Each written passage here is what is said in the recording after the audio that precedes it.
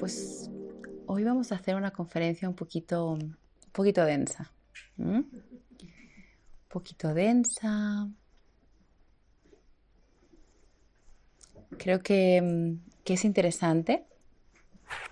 Eh, Hace poco hice un directo en Instagram, no sé si me veis por ahí, ¿no? Pero hice un directo por Instagram donde mm, hablaba, ¿no? De cómo se crean los patrones relacionales, de cómo funciona la mente, de qué pasa con esta sensación de que constantemente vivimos lo mismo, ¿no? También es algo que hablo mucho en los programas online y he tenido un poco la misma sensación que antes de hacer las conferencias sobre abandono y rechazo, ¿no? Que es algo que yo explicaba solo en los programas y de repente dije, bueno, quizá también estaría bien, ¿no? Compartirlo por aquí, que tenga acceso a muchas personas, ¿no? Y que también pues, se puedan nutrir de ello, porque creo que, como ya expliqué en la conferencia de los mitos en la espiritualidad, creo que como hay como mucha confusión sobre lo que podemos esperar del mundo terapéutico barra del mundo espiritual, ¿sí?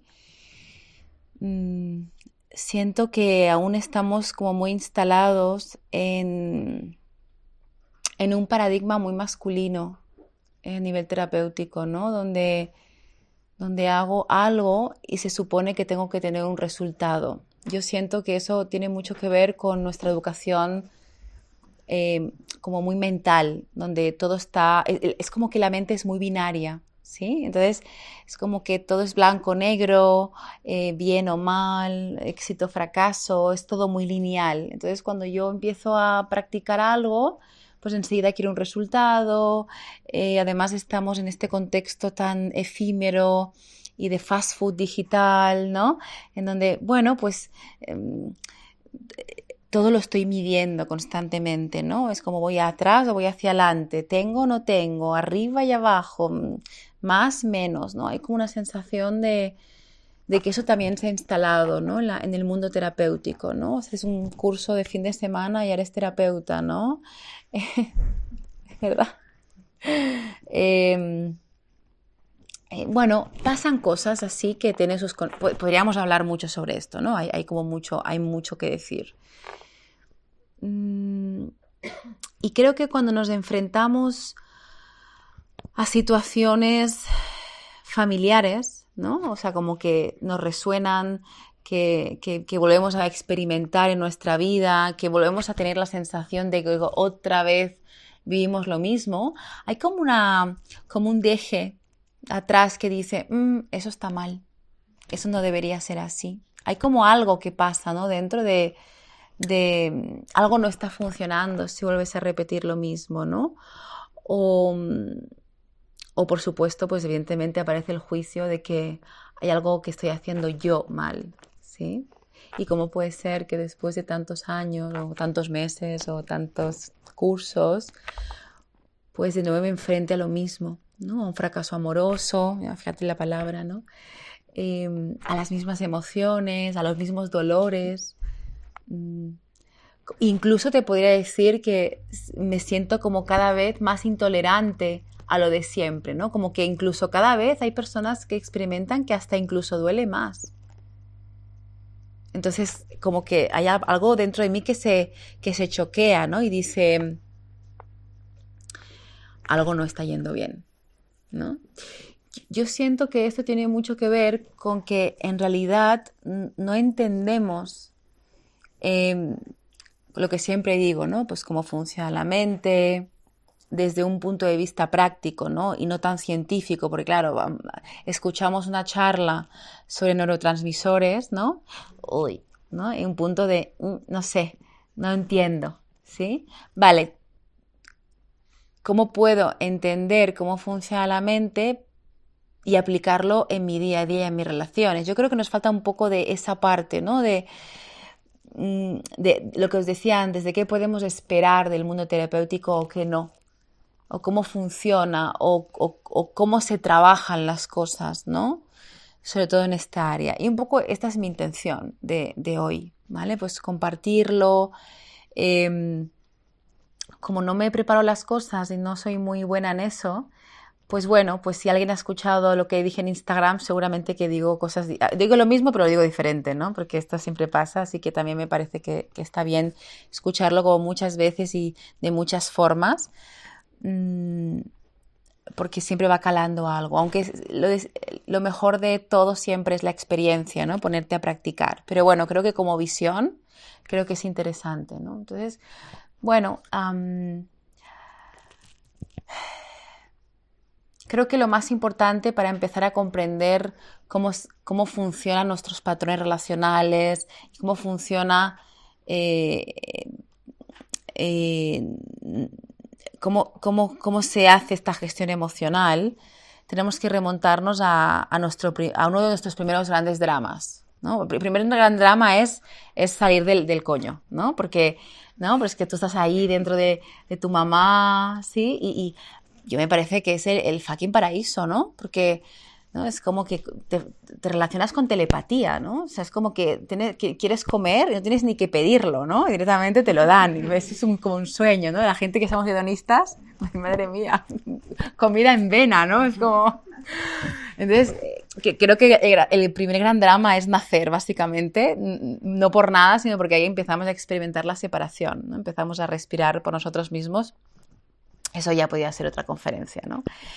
Pero luego ya, luego aparece el segundo, se entiende, ¿no? Esta primera parte, ¿no? Que la experiencia de nacer es una separación, tienes que, es como que empieza la independencia de una forma muy, muy, muy pequeñita, porque al final tú naces y tú dependes del vínculo con tu madre totalmente para alimentarte, para todo, para asearte, ¿no? Y en la medida que naces todo es un viaje de subida a la independencia y luego volvemos a caer en la independencia cuando somos viejitos o viejitas. ¿M? Es como un círculo. Pero digamos que la primera parte es esta y luego hay una segunda parte que siento que, que no se habla mucho de esto y me parece vital y que realmente para mí es donde empieza todo nuestro sufrimiento, que es cuando empieza la palabra. Cuando empieza la palabra, ahí empieza todo el mundo dual, ¿sí? Todo el mundo binario, todo el engranaje de la mente, que en ese momento, de los 0 a los 6 años, la mente es plástica, es moldeable, ¿sí? Y, y ahí es donde empieza a crearse tu mundo, ¿no? El mundo empieza a crearse porque empezamos a nombrar las cosas, ¿no? Y ahora quizá digo esto y no te parece como wow, pero es que es wow esto. Es decir, aquí es donde toda la locura sucede, porque cuando tú empiezas a etiquetar todo es cuando empieza a existir, ¿sí? Y la existencia en sí misma de algo no tiene por qué ser un problema, pero la movida empieza cuando a eso que existe le empiezas a poner categorías de moralidad, ¿no? Es como que esto es sillón, esto es pelo, esto es pierna, y bueno, ahí no tendríamos por qué tener ningún problema, pero cuando empezamos a decir que la pierna es grande o pequeña, o que el pelo es bonito o es feo, ¿no? A ver, aquí tampoco tengamos mucho drama, pero ya empezamos a tener una visión sesgada y subjetiva de la realidad, ¿sí? Pero es que luego empiezo a tener ideas sobre mí, sobre ti, ¿no? ¿Por qué? Porque vivimos en comunidad y aprendemos a través de lo que sucede en nuestras casas, ¿no? En las familias hay unos códigos. Hay familias que tienen el código muy bien entendido de la tristeza, ¿no? Son familia triste, ¿no? La mamá con depresión, la tristeza está bien vista, ¿sí? Hay una identidad con la tristeza, pero a lo mejor no está bien vista. La rabia, por ejemplo, ¿sí? Nosotros, las mujeres tenemos un código social con la rabia. Nosotras estamos educadas para obedecer, para complacer, ¿sí? Entonces, cuando tú alzas tu voz, eres una loca. ¡Qué loca! Eres exagerada. ¿Te suena? ¿Sí o no? ¿Es que sí? Bueno, pues ¿por qué? Pues porque hay unos códigos, ¿no? Donde todos nos hemos puesto de acuerdo para que en cada cultura, pues las cosas se nombren de una forma o haya situaciones o comportamientos que estén bien o mal, ¿ok? Y ahí lo podríamos poner en todo, ¿no? Es como que nosotros educamos así, ¿no? Cuando el niño va al enchufe a colocar los dedos, porque los niños tienen adoración por los agujeros de los enchufes, lo sabéis las mamis, ¿no? Y los papis, ¿no? Y va ahí, entonces la mamá que le dice, o el papá le dice, no, no toques esto, caca. Entonces tenemos dos asociaciones, ¿no? Tenemos la asociación de que eso está mal y que la caca está mal, ¿no? Entonces el niño va a cagar y ya siente que algo es vergonzoso, porque, ¿no? ¿Sí? Hay como asociaciones de las cosas y asociaciones de las emociones, emociones que están bien, emociones que están mal, comportamientos que están bien, que están mal, y por convención social etiquetamos cosas como que vemos al papá que se va de la casa. ¿Se va? Sí, se va. Y esto significa que me ha abandonado. Y esto significa que ya no me quiere o no me quiere lo suficiente, porque si me quisiera lo suficiente, no se iría. Eso tiene mucho que ver con la conferencia que hice anteriormente, que hablaba de los mitos de las relaciones, ¿no? En donde nosotros aparentemente no sufrimos por algunas creencias, pero sí nos condicionan. Es decir, yo en mi día a día, desayunando mi tortillita, no sufro porque el amor es para siempre, ¿no? Pues no es algo con la que sufro mientras como mi tortilla, ¿sí? Pero esa creencia está operando en mi cotidianidad. Cuando tengo pareja, opera de una forma, porque a lo mejor estoy con alguien que no me resuena y no tengo ovarios a separarme porque lo asocio a un fracaso, porque el amor dura para toda la vida. Y cuando no tengo pareja, opera en mi cotidianidad, porque al final, en el fondo, con esa creencia, lo que me estoy diciendo es que en el fondo, la pareja es un objetivo. Y si no tengo pareja, es que algo no va bien en mí. Eso es un poco lo que expliqué en la conferencia anterior. Es decir, se crea un mundo alrededor de creencias conscientes o inconscientes que se normalizan y que constituyen mi identidad. Mi identidad, tu identidad, la de mi familia. Y el mundo se vive como algo separado. El colectivo guay, el colectivo mal, esta gente me gusta, esta gente no, mi gente, la gente. En fin, es que no podría parar de hablar sobre esto, ¿no? Es un no parar de comprender que al final somos creencias andantes. Somos creencias andantes. Y que ese mundo que está construido lo acabamos normalizando, ¿sí? Y que cuando sucede lo que para mí es normal, más o menos estoy bien, pero que cuando sucede lo que para mí no es normal y empiezo a entrar en una historia en mi mente de que eso no debería haber pasado, o de que eso no está bien, o de que ese comportamiento está mal, ¿sí? Empiezo a sufrir. Y cuidado, eso no significa que tengamos que aceptar todo lo que nos ocurre, ¿sí? Porque hay cosas que son un no, obvio. Si no, permitiríamos el maltrato, y el maltrato no está bien, ¿sí? Lo que pasa es que es un tema complejo, porque ahí con el lenguaje se cuesta de explicar. Simplemente es comprender cuál es la causa del sufrimiento, y la causa del sufrimiento tiene que ver con estar en lucha con lo que está pasando. ¿Sí? Es decir, yo puedo encontrarme con algo que está pasando y con eso que está pasando, no debería pasar, está mal, ¿cómo puede ser? Qué fuerte lo que me ha hecho, que eso es en lo que realmente hemos sido educados. En lo que hemos sido educados ha sido en reaccionar y en no tolerar ciertos comportamientos y vivirlos con sufrimientos porque nos superindignamos.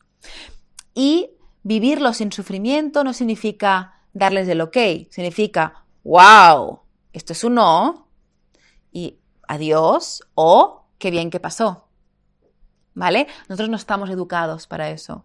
Y no sé si tenemos que como obsesionarnos en no reaccionar, que también es lo que me encuentro en el desarrollo personal, ¿sí? Solo tenemos que ser conscientes de cuál es la causa del sufrimiento, lo que nos hace sufrir. Eso es importante, ¿sí? Y creo que nuestro trabajo tiene mucho que ver con vivir la vida. Estoy resumiendo mucho, pero nuestro trabajo tiene que ver con vivir la vida ¿no? Y cuando vivimos la vida, como estamos muy condicionados por lo que hemos experimentado y también por cómo nos han educado, ¿sí? Pues sufriremos. Esto yo creo que hay que asumirlo un poco.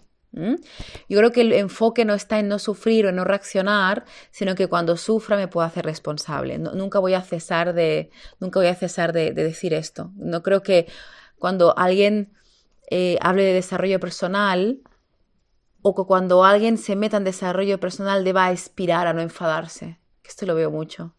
Elma, ¿tú te enfadas? Y bueno, por favor, no, ya, o sea, obvio, ¿sí?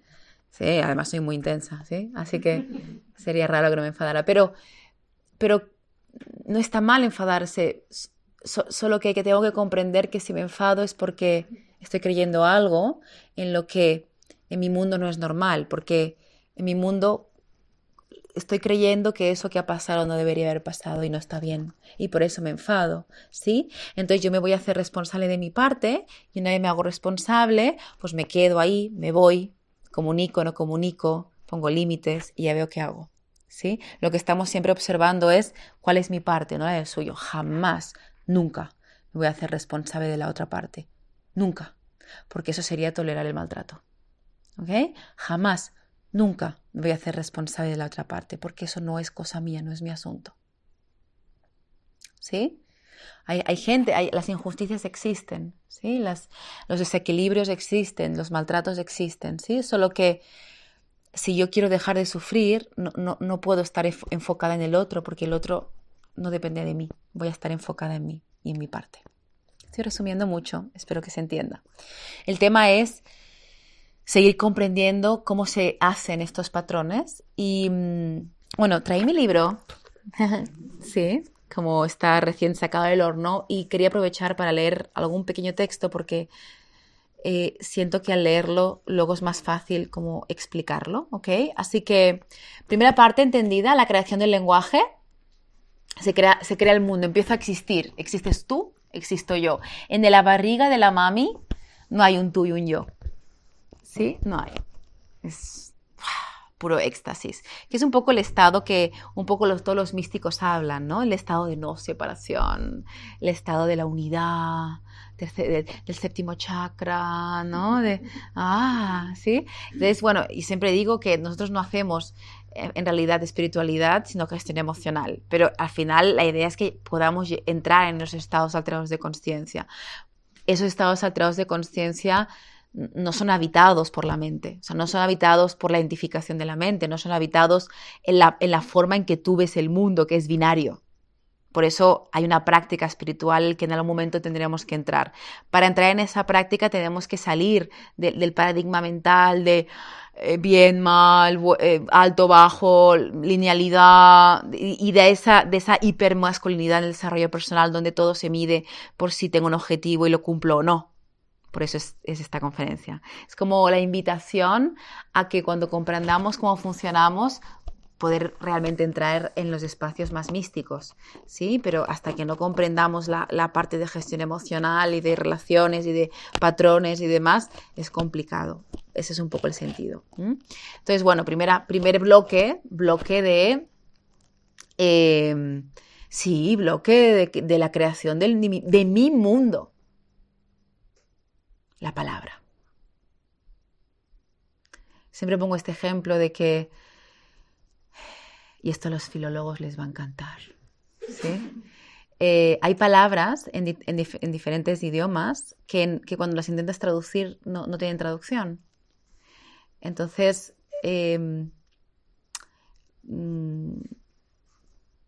no puedes saber qué es eso, no existe para ti, ¿no? Siempre pongo el ejemplo de, en nuestro país, en Galicia, hay una palabra que se llama saudade y que cuando la intentas traducir y tienes, por ejemplo, a un gallego al lado, le dirás, y bueno, melancolía. Y te dirá, no. Pero, ¿cómo? Se parece a melancolía, pero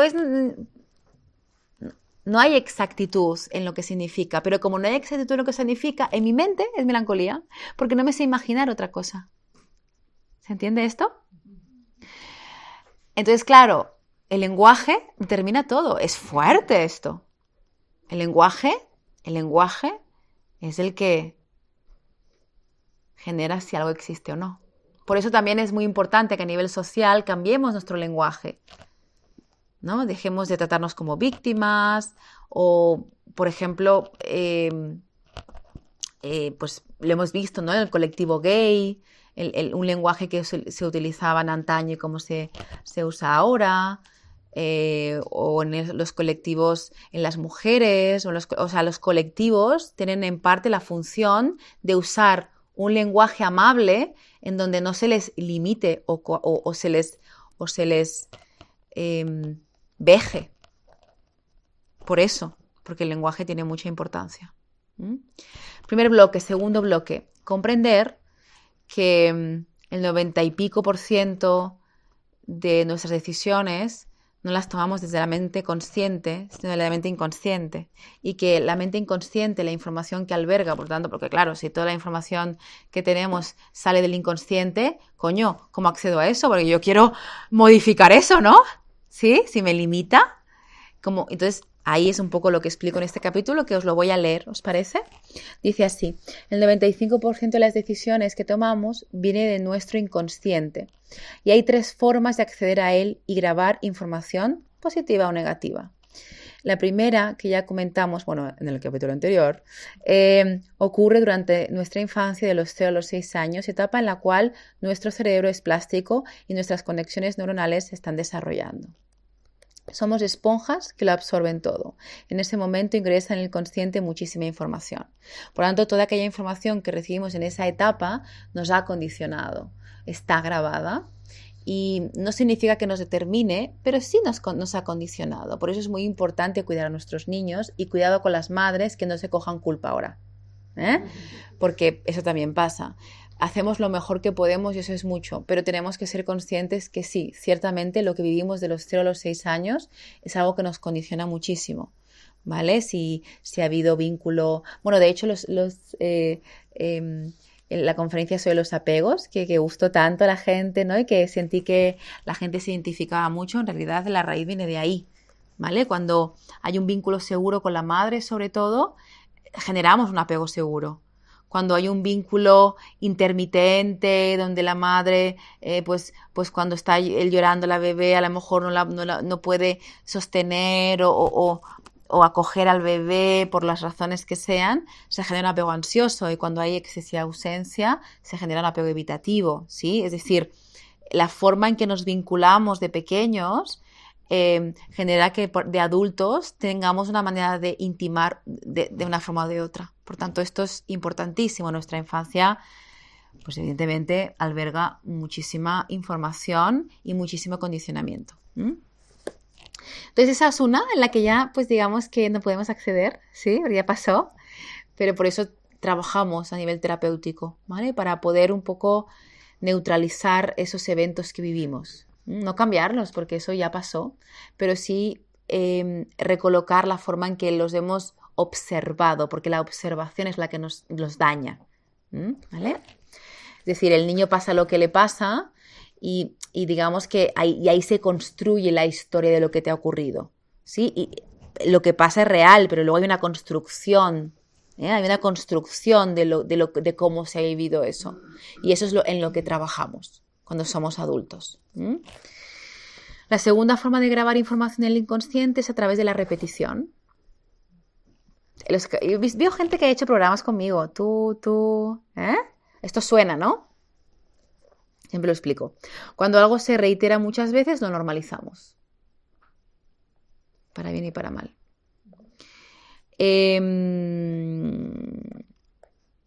Y eso es lo que se fija en el inconsciente. Por ejemplo, aquellas cosas que nos han dicho con frecuencia, por ejemplo, en casa, pues que somos tontos. Eso, la gente que ha sufrido bullying en las escuelas, la importancia de los profesores. Me parece que un buen profesor o un buen mal profesor te marca la vida.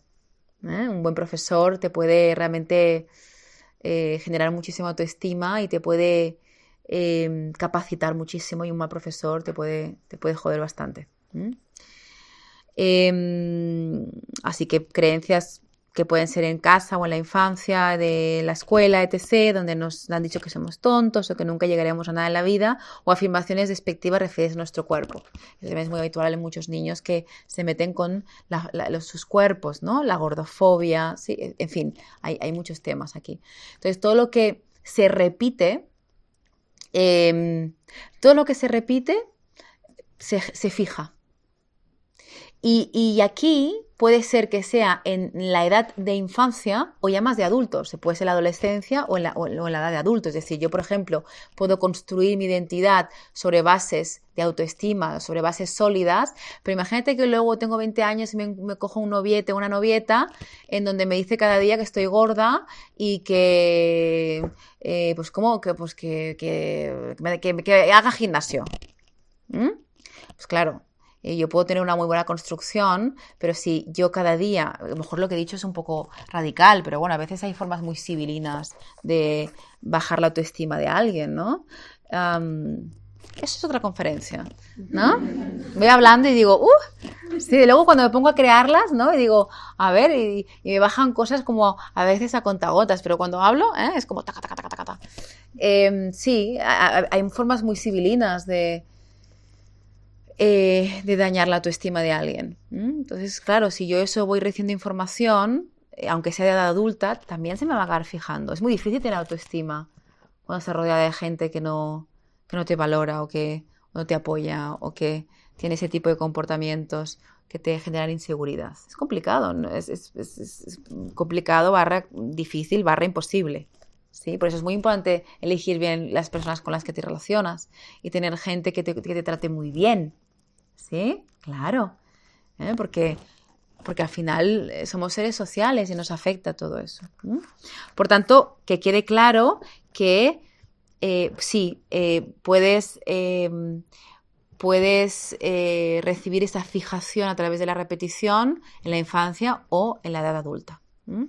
Tercer bloque, la última forma en que se graba información en el inconsciente es a través del impacto emocional. Los de repentes. Son jodidos, ¿eh? Llevo varios días hablando mucho sobre esto. Los de repentes. Ya sabéis lo que son los de repentes, ¿no? De repente me dan una información que no me esperaba. De repente mi pareja me dice que no quiere estar más conmigo. De repente tengo un accidente de coche. De repente me dicen que tengo algo en el cuerpo de salud que X. De repente recibo una mala contestación de una persona que para mí es como mi hermana o mi hermano. De repente. Cambios de planes, ¿sí? Alerta. Bueno, ahí pasan muchas cosas. Cuando sucede algo en el cerebro que no se espera, que no acaba de entender, se crean unos anclajes que penetran en lo más profundo de nosotros. Por ejemplo, de repente se muere mi madre, estaba un poco dramática este día, o de repente mi padre se va de casa, o de repente mi padre me grita, que insisto, todas esas cosas pueden ser en la infancia o en la edad adulta. Todas estas cosas que me generan un shock emocional de lo más profundo es lo más sutil, de lo más profundo a lo más sutil, cualquier nivel, ¿ok? Pueden terminar creando un anclaje. Esa es la forma en que se crean nuestros patrones relacionales. Como se ve, aunque la etapa crucial es la infancia, puede suceder durante la edad adulta y también en cualquier momento. ¿Sí? Bien, luego voy con la siguiente fase. ¿Se entiende esto? Claro, ¿qué sucede? Bueno, aquí hablo mucho sobre eso y sobre lo que voy a explicar ahora. Si en caso luego lo leo o si no lo explico ahora un poquito. Pero segundo bloque, el inconsciente. 3 formas de acceder al inconsciente. Bien. ¿Y qué pasa cuando en estas 3 formas yo recibo estos impactos? En la infancia, por repetición o por impacto emocional. Mi cuerpo genera una química. Vale, no podemos olvidar que somos animales. Y que cuando tenemos, por ejemplo, una intoxicación de cortisol, porque tengo un de repente, ¿vale? Mi cuerpo, mi cerebro, que el cuerpo sigue a la mente, cuando tiene una intoxicación de cortisol, que es un estado de alerta, ¿vale? Que el cortisol no es que sea malo, nos protege de una amenaza. El problema es que, como también trabajamos en los programas, que es la función de los programas, está hecha para darnos cuenta de que la mayoría de las cosas que pensamos que van a suceder y de las cuales nos ponemos alerta, en realidad no suceden, ¿sí? Es decir, el cerebro no sabe diferenciar entre lo que es real y es imaginario. Pero tú cuando recibes una intoxicación de cortisol, es decir, cuando recibes un de repente, cuando recibes un shock, cuando tu cuerpo se pone en alerta, lo que va a hacer esta intoxicación va a ser ponerte en estado de pelea, de guerra, de defensa o en estado de huida. Es un poco lo que hace un poco el cuerpo, ¿ok? Y cuando hace todo eso, se pone en marcha una química específica, ¿no? Pues se pone en marcha el cortisol, como hablamos, la adrenalina, se pone en marcha la dopamina, o sea, como diferentes hormonas, una química específica que tu cuerpo, clac, activa.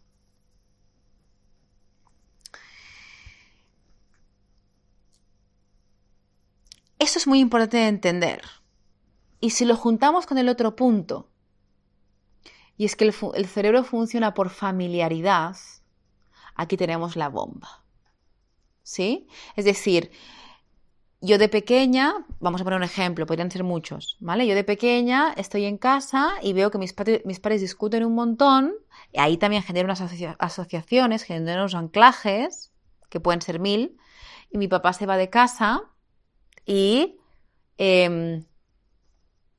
mi cerebro asocia que mi papá no me quiere lo suficiente, que me abandona y que yo no soy suficientemente valiosa porque si me quisiera no se iría. Si yo realmente fuera tan importante para él, no se iría. ¿Bien? Y ahí tenemos ¡pum!, una fijación en el cerebro con su química correspondiente. Cuando me pongo mi primer noviete, mi primera novieta, ¿vale? Resulta que nos enfadamos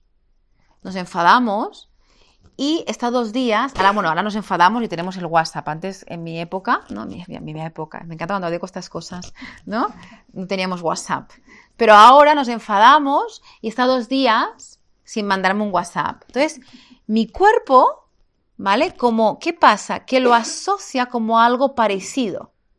Y al asociarlo como algo parecido, empieza a activarse el mismo circuito químico de lo que vivió en ese momento. Es decir, como el cerebro funciona por asociación, todo aquello que se asemeja, sea porque está pasando algo parecido o porque mi cerebro empieza a ver imágenes que no son reales, pero mi cuerpo lo siente como real, porque el cerebro no distingue entre lo que es real e imaginado, es como que el cuerpo, que sigue a la mente, dice ¡boom! Misma situación, activamos toda la química para poder protegerme y pelear o salir huyendo. O usar los mismos mecanismos de supervivencia que en ese momento usé y que me ayudaron a sobrevivir a la situación. Por tanto, ahí tenemos cómo se crean esos patrones relacionales, ¿sí? En donde cada vez que mi cerebro interprete que estoy experimentando algo parecido, voy a responder de forma parecida, porque va a activarse una química, es decir, el cerebro funciona por familiaridad. Y lo familiar no significa que sea seguro, y no significa que sea bueno para ti. Significa que tu cerebro lo entiende como lugar familiar y por tanto va a repetir eso. No es malo ni bueno, es un sistema de puramente supervivencia y un mecanismo de supervivencia. El cerebro no está hecho para ser feliz. ¿Sí? ¿Se entiende esta parte? ¿Seguro? ¿Sí? Entonces, bueno, ya está. Ahí tenemos todos los patrones repetitivos. Ahí tenemos todos siempre me pasa lo mismo, siempre atraigo el mismo tipo de persona. Constantemente estoy sintiendo las mismas sensaciones de antaño y por tanto mi comportamiento va a ser muy igual. ¿Sí? Va a ser muy parecido. Voy a reaccionar de una manera muy parecida a la que yo viví. ¿Sí? Claro, aquí cuando nos damos cuenta de eso, siempre estoy repitiendo lo mismo, aquí es que siempre me pasa lo mismo. Aquí viene el mundo terapéutico. ¿Y qué dice el mundo terapéutico? Alguno. No dice, bueno, pues, si quieres resultados distintos, haz cosas distintas. Como que es como una vía más cognitiva, ¿sí? Como más coaching, como más pragmática. ¿sí? Pero claro, ¿qué pasa? Que si yo, cuando mi novio o mi novia está 2 días sin mandarme un WhatsApp, yo estoy atacada, o sea, estoy como, o sea, apego ansioso, no, o sea, estoy ya niña del exorcista, tirándome, o sea, arañando todo y llamando a mis amiguis y volándole la cabeza, es que yo por mucho que intente pasar de él, que es esas estrategias, ¿no? Hacer ver que no me interesa, e intentar ponerme a hacer yoga, bailar, ¿sí? O sea, yo estoy obsesionada, ¿no? O sea, por mucho que yo intente tener un comportamiento distinto del que normalmente tengo, es que no, güey, o sea, es que es imposible. Y sinceramente, creo que eso ya lo hemos experimentado. Creo que ya nos hemos dado cuenta que quizá todo esto no va de fuerza de voluntad. Y que todo esto no va de tener acciones distintas, porque todo lo que tiene que ver con el mundo emocional es inconsciente y es irracional y no es lógico, ¿sí? Que cómo puede ser que porque no me ha dicho buenos días, o sea, que lo quiero matar, ¿sí? O sea, es como que desperate. Y ¿verdad que podríamos encontrar 3.000 millones de ejemplos? ¿Sí o no? ¿Vale? Entonces, ¿qué hacemos con esto? ¿No? Yo lo que tengo claro que lo que no hay que hacer es empujar, intentar como forzarme a ser alguien que en ese momento no puedo ser. Porque entonces ahí me voy a sentir peor y voy a tener más culpa. Que creo que esto es habitual en estos mundillos. Como que tengo la información de que eso es dependencia emocional, de que tengo ansioso, que tengo la herida de abandono, ¿no? Y entonces, estoy fatal, ¿sí? Y que por mucho que me sepa la teoría, yo no sé qué hacer, es que no puedo más. O sea, es que cada vez voy a peor, porque esa es otra cosa, que cuando tú identificas algo, eso se vuelve más grande. Entonces, al final, y bueno, lo estoy resumiendo mucho, espero que se entienda, pero bueno, voy, sino para que no alargarlo demasiado. Al final te das cuenta que desde mi mundo, para mí, en mi experiencia, hostia, bueno, yo al menos no quiero perder tiempo, y el proceso más profundo o para mí lo que tiene más sentido es trabajar en el núcleo. ¿Y de cuál es el núcleo? Pues darme cuenta que cuando sea por infancia, sea por repetición o sea por shock emocional, hay una situación en donde mi sistema nervioso se activó, se puso en alerta y empecé a generar asociaciones que son las que han creado esa química, esa emoción y esa reacción. Por tanto, volvamos a esa situación, identifiquemos el pensamiento estresante que yo tuve en ese momento, que lo he normalizado, ¿sí? Pero por eso, por eso hacemos los programas, por eso meditamos, aprendemos a identificar el pensamiento estresante que ha activado toda esta química y esta emoción y deconstruyamos eso, cuestionemos eso. No cambiemos, no lo sustituimos por otro pensamiento, no lo eliminamos. No, ¿cómo vas a eliminar un pensamiento, chiqui? Sí, es que es como, bueno, no se puede, ¿sí? No se puede, ¿no? Es que, bueno, me encantaría, pero no se puede, ¿sí? Entonces, y bueno, cuestionamos, ponemos en duda. La calidad de nuestra vida depende de las preguntas que nos hacemos. La calidad de nuestra vida depende de las preguntas que nos hacemos. Y eso es lo que hay que hacerse experto. Y ahí empezamos a cuestionar, y ahí empezamos a poner en duda ese pensamiento y nos damos cuenta de la diferencia entre lo que es el hecho y la etiqueta que yo le he puesto, que yo le he normalizado, que me parece lo más normal del mundo, porque cuando yo hago el programa del abandono, típica pregunta, cuando hago las preguntas y respuestas, ¿y qué hacemos cuando es un abandono real? ¿No? Y digo, wow, wait. O sea, el cerebro dice, bueno, es que trabajar con este tema, vale, puedo ver que no es abandono, pero ¿qué pasa cuando es un abandono real? Es decir, el cerebro no distingue lo que es un hecho de lo que es el código social que hemos adquirido, lo que hemos normalizado, cómo hemos integrado cómo nombrar esas cosas, esos hechos. ¿Sí? Todos hemos aprendido que en esa situación eso significa que él o ella me ha abandonado, me ha dejado. Es que todo el mundo me daría sus manos, haríamos una apuesta y me darías tus manos, todo el mundo. Es que me ha dejado de verdad, Es que no es una interpretación y todo eso es lo que tenemos que aprender a deconstruir, porque bien, es que claro, ¿cómo se vive tu vida cuando piensas que esa persona te dejó? O sea, te rompe el corazón. ¿Has visto a Shakira?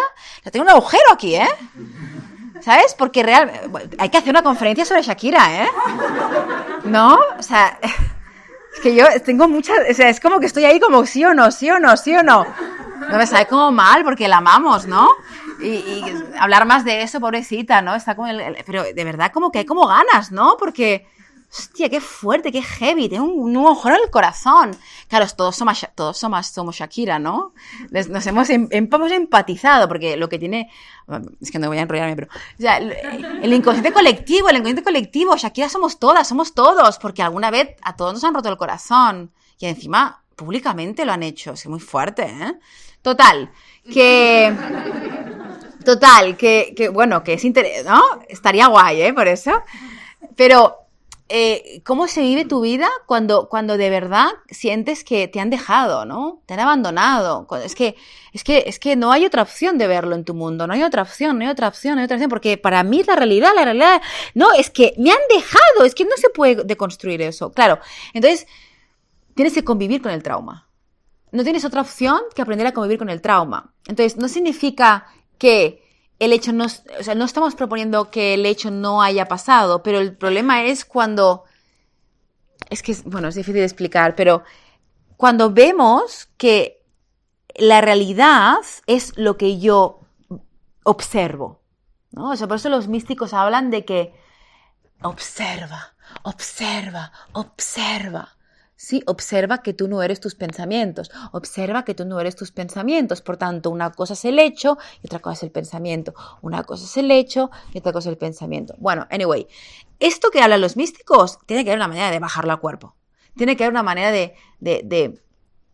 ¿no? de bajarlo, de entenderlo, de sentirlo. Y por eso hacemos todo el trabajo de creencias, que es lo que yo hago aquí cuando facilito a alguien. Es decir, si os fijáis, lo primero que hacemos es identificar el pensamiento en una situación específica y luego lo que empezamos es a cuestionar ese pensamiento y todo eso, la experiencia se siente distinta. La situación es la misma, pero la experiencia se siente distinta. Y esa es un poco la idea. Sí, que cuando tú en tu presente sufres es porque tienes un pasado.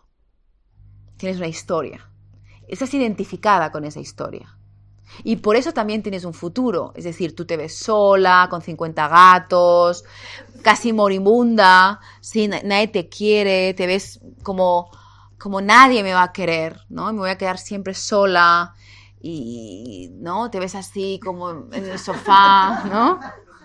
Como así, como en el vacío más absoluto, ¿no? ¿Por qué? ¿Por qué te ves así? Porque tú tienes una experiencia en tu memoria, en tu cuerpo, de lo que es que te dejen sentirte sola, sentirte abandonada.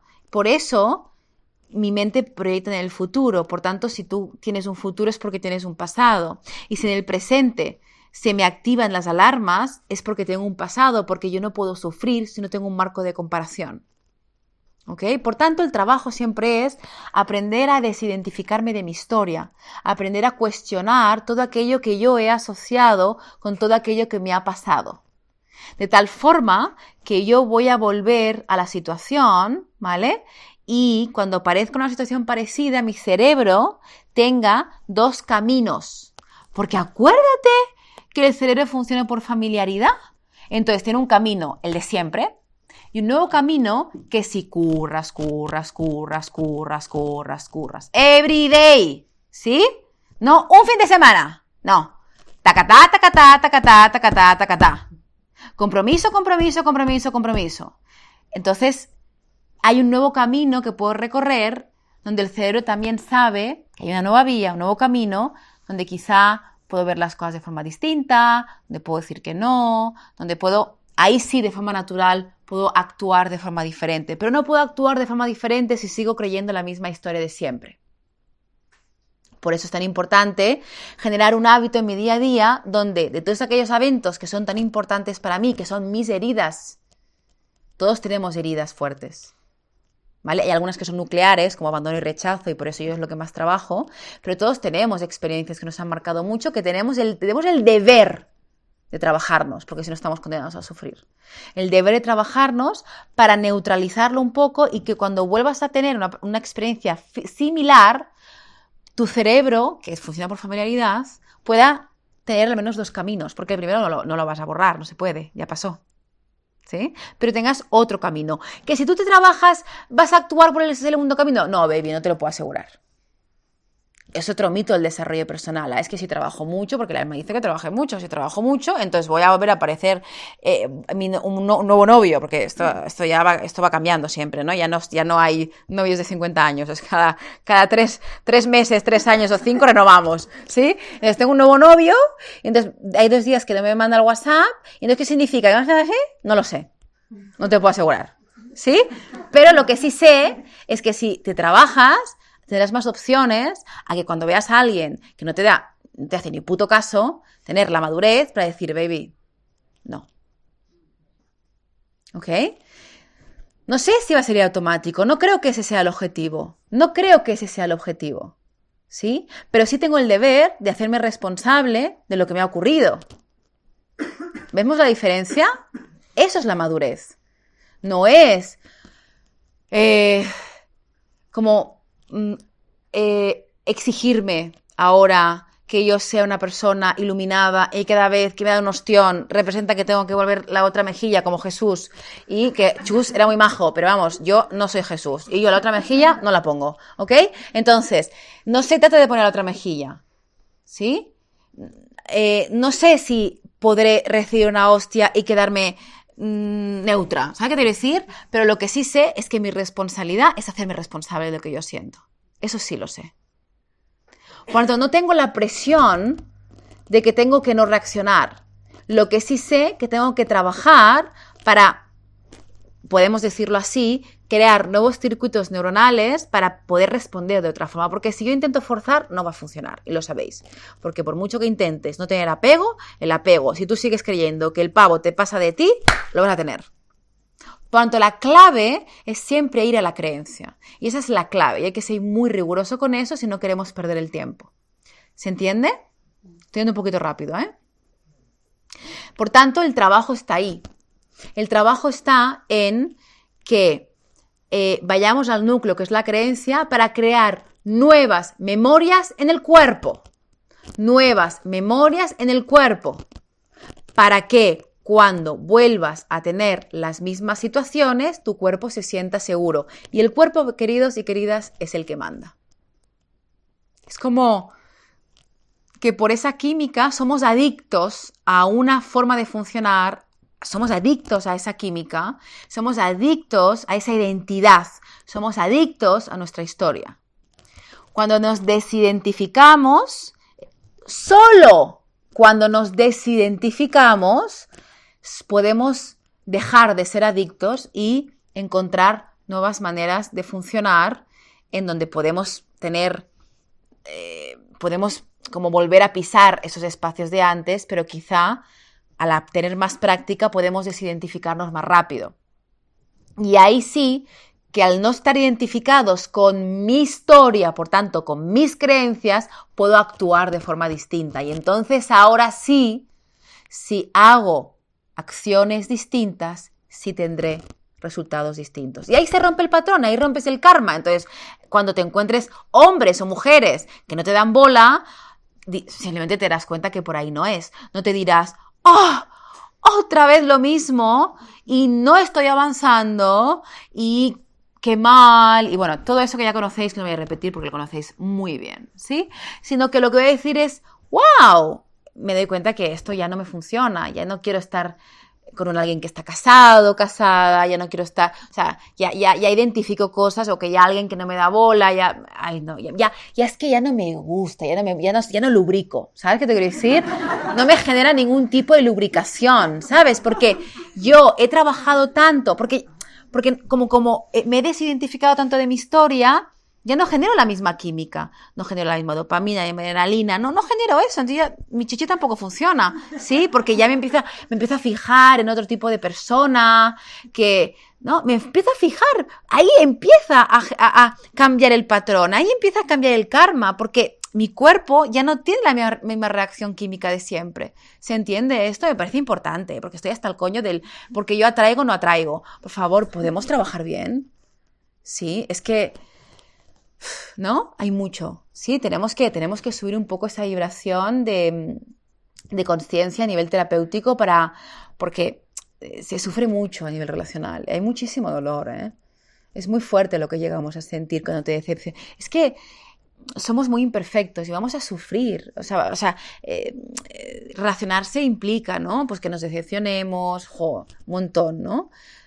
Sí, todos podemos hablar. Y aparte estas semanas están siendo como muy intensas, ¿no? Que están pasando un montón de cosas, ¿no? Entonces te vas a decepcionar. Entonces yo creo que es tan doloroso todo esto que es importante que vivamos con una cierta madurez y soltemos ese infantilismo del desarrollo personal tan de varita mágica, tan de atraigo o no atraigo, es que es muy clasista, ¿sí? Y ese tipo de cosas yo creo que tenemos que echarlas a un lado y empezar a ver qué está pasando, qué estoy creyendo, cómo me puedo identificar, cómo trabajarlo un poco más, no sé, como más riguroso todo el tema, ¿no? Porque siento que aún todos tenemos mucho trabajo que hacer, ¿sí?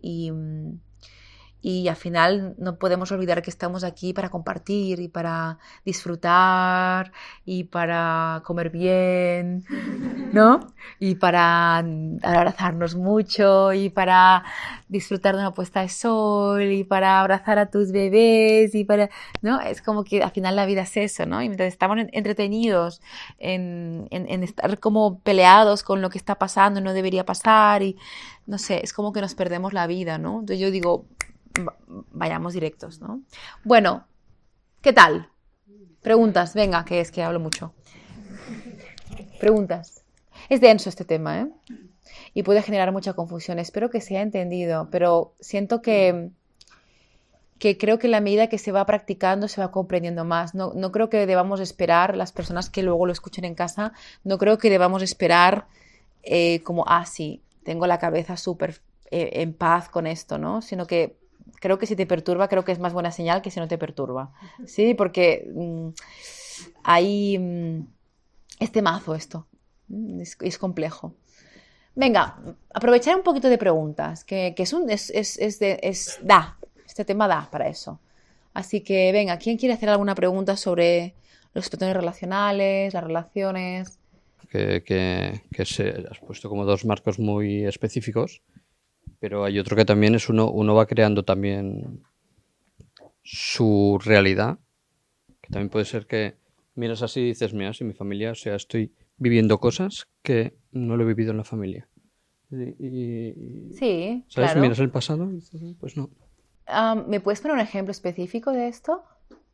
Pues que uno o una esté viviendo constantemente relaciones que no le duren, teniendo una familia a lo mejor estructurada. O sea, Ok, me parece un buen ¿sabes? ejemplo. Sí. Y Igual yo creo que sería algo muy interesante de investigar eso, porque cuando hablo de creencias de la infancia, no siempre tienen que ser dinámicas de la infancia, ¿sí? Es decir, mis padres, y me parece un muy buen ejemplo, ¿eh? Porque seguro que hay gente que le ha pasado aquí y que le pasa esto, que sus padres son una relación que funciona, es una relación funcional, se quieren mucho. Podéis levantar la mano los padres que, mira, fija, es interesante, hay muchos, hay padres, o sea, hay parejas de aquí, de papás y mamás, que es una relación que funciona, que se quieren, y aquí no nos funcionan las relaciones, porque la mayoría de gente que viene aquí no les funcionan las relaciones. ¿Por qué? Porque ahí hay muchos factores. Es que, por ejemplo, que yo he tenido una infancia donde había un amor para toda la vida, eso a mí ya me puede limitar, porque, bueno, eso es que esto ya lo compartí en la anterior conferencia, pero a mí me puede limitar, porque a lo mejor, pues, no he elegido bien la primera pareja, me quedé demasiado tiempo y eso crea una memoria en mí de dependencia en mi cuerpo. Y a partir de allí he estado enlazando uno con otro. Porque, por ejemplo, una de las cosas que pasa cuando tenemos referentes muy sanos, ¿vale? Y creo que también no se habla mucho de esto, y es que tú tienes tan normalizado que en casa no se chilla, que en casa hay buena comunicación, que cuando alguien te chilla es que entras en negación. Y dices, ¿cómo puede ser? Es que no lo puedo creer. O sea, es como... Entonces adquieres un papel de comprender al otro, tipo, ¿qué te pasa? Porque en tu mundo eso se va a tener que recolocar y se va a tener que colocar en el lado sano, cuando a lo mejor hay que comprender que esa persona no tiene la capacidad emocional para vivir un vínculo de forma sana y no va a ir salvando de lo sano.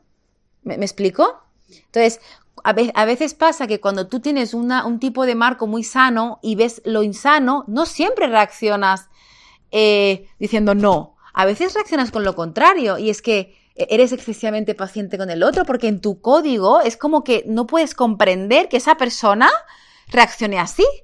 Y al final dices, bueno, tendrá un mal día, tendrá un mal momento, pero esto, como no es normal, le vamos a dar tiempo para que se recoloque porque se ha flasheado. Y, ¿me explico? Es decir, como el cerebro es binario, puede ser que funcione por lealtad o por el opuesto. Por ejemplo, ese es un ejemplo, pero es que aparte, no solo aquí funcionan las creencias que he visto en casa, sino también funcionan las creencias culturales, porque, por ejemplo, ahora estamos en una sociedad muy líquida, ¿no? Solo el hecho de que tengas WhatsApp y de que tú y yo podemos conocernos, follar y romper por WhatsApp, tío. Así te lo digo. ¿Sí? O sea, así, claca. Eso también condiciona mucho el hecho de que puedas tener relaciones largas o cortas. Porque nuestro código relacional ha cambiado desde hace 25 años que empezó el móvil. ¿Estoy explicando? Entonces, tus padres eran muy sanos, pero es que su código relacional era muy diferente, entre otras cosas porque no tenían internet, porque no tenían Google, no tenían internet, WhatsApp, es que, no sé, era otro mundo. Por ejemplo, hay muchas cosas que condicionan para que tú puedas tener la vida que tienes. Luego, por ejemplo, también nosotros no somos tabula rasa. Es decir, cuando nacemos traemos información. Me remito, por ejemplo, a la astrología, ¿no? Que, y si a alguien le sirve o no le sirve, pero, por ejemplo, si nos vamos a esa vía, tú te das cuenta que tú ya traes una información. Tú traes una energía y se ven los hermanos, pueden nacer el mismo día pero son muy diferentes, puedes tener la misma educación pero son muy diferentes, por tanto tú eres más fuego, más agua, más aire, más tierra, y todo eso también hace que tengas más facilidad para tener una relación u otra, ¿no? Por ejemplo, una persona que es muy fuego, que ya traes eso, se enamora muy rápido pero se enamora muy rápido. Es decir, hay muchas cosas. No solo todo es familiar, como tú dices, como decías, no solo es familiar, es cultural, es la energía que tú traes, es religioso. No es lo mismo nacer en Barcelona que en Dublín, o en Marruecos. Hay cosas, ¿no? Espero haberte respondido. Sí, el tema además justamente también lo que da el condicionamiento del tener que trabajar mucho. Claro. Pero que el trabajar mucho significa que mientras estás tropezando, lo que estás viviendo es que no has llegado al trabajo suficiente, con lo cual esto genera también una dependencia en el trabajo, dijéramos, terapéutico, que es el enganche que puede... Claro, de eso, es que yo hablo mucho de eso, que me parece vital, y tus padres no tenían eso, tus padres... O sea, tengo que aceptar a Manolo y punto, porque es con el que me he casado, porque el amor es para toda la vida, por cierto, y es que tu padre es así, hija mía. Yo me pregunté, porque es un poco tóxica, y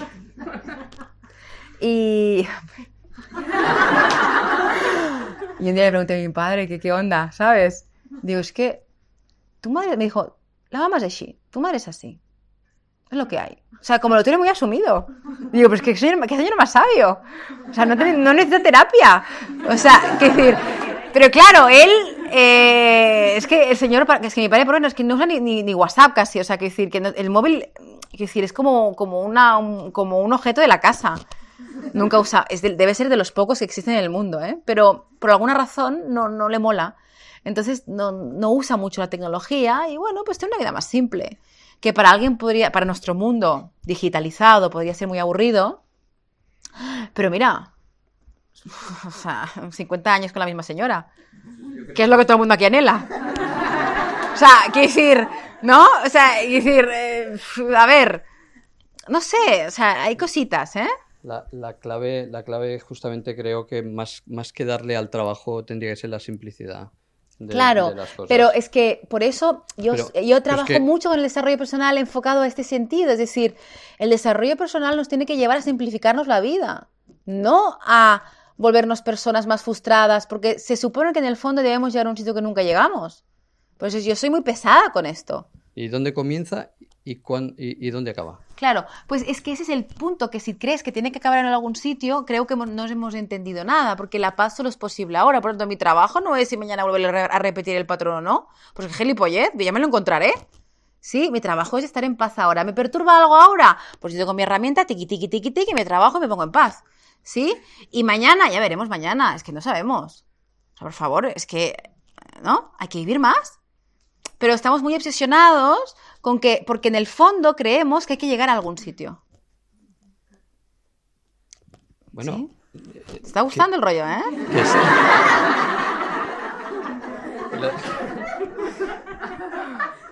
Tenemos muy claro en que esa parte más masculina, patriarcal, de llegar a algún sitio por el objetivo, pero entonces, ¿en qué momento se ha tomado la decisión? Y entonces, ¿qué tipo de energía se está haciendo para comenzar a plantearte cosas en la vida? La educación tendría que ser en poder ver de una forma natural tu estado. O sea, ya sé que dices, hostia, pero ¿esto cómo se consigue? Pues a lo mejor haciendo una parada. Porque es que, por ejemplo, para mí el exceso de la terapia está creando mucha confusión también. Y o sea, sí, obvio. Y evidentemente Okay, la gente comienza porque busca algo. Significa que sí. ya se está direccionando. Exacto. Sí. El buscador es es muy infeliz. Entonces, por eso yo, y mucho cariño en los terapeutas, pero por eso yo no creo en la terapia. ¿Sí? Porque la terapia significa que tienes que resolver algo, que tienes que convivir con un trauma y que hay un lugar donde ir. Y yo no estoy de acuerdo con esto. Por eso para mí, siempre digo que esto no es terapia, ¿sí? Sino que es una herramienta, y la habéis visto, donde lo único que estoy haciendo es que cuando me voy de mi paz puedo volver a ella, pero eso no tiene nada que ver con la terapia, porque no tiene nada que ver con el futuro, con conseguir no sé qué, es simplemente ocuparme de mi paz ahora, ¿sí? Y eso te lleva a un despertar espiritual de forma natural, porque ahí te das cuenta de la naturaleza, de la mente, de la vida, de la realidad, de lo que es, ¿sí? La terapia es necesaria al principio, pero yo creo que llega un momento en que hay que soltarla. Y con esto, que me ha quedado un final impresionante, pues con esto... Esto es importante, ¿eh? ¿El qué? Esto creo que es muy importante. Sí. Sí. Sí. Esto creo que lo necesita mucha gente. Lo necesitamos todos. Sí. Porque cuidado con que los demás no están despiertos y yo sí. ¿Sí? Creo que eso es lo que me da a entender que esto no es una terapia. Porque el camino para mí es, estoy despierta, estoy dormida, humildad. Estoy despierta, estoy dormida, estoy despierta, estoy dormida. Y esto va a pasar constantemente. No hay gente despierta y dormida de forma lineal, ¿sí? Es como que hay momentos que, porque dejo de creerme mi historia, pues estoy como... llámale despierta, o llámale clara, o llámale en paz, ¿no? Pero cuando te crees otro pensamiento, vuelves a la confusión. Claridad, confusión. Y eso es mucho más real que creer que el mundo está dormido y yo no. Así que con esto nos vamos a la siguiente. Espero que os haya servido y que digiramos esta densidad, ¿vale? Y nos vemos en la próxima. Muchas gracias.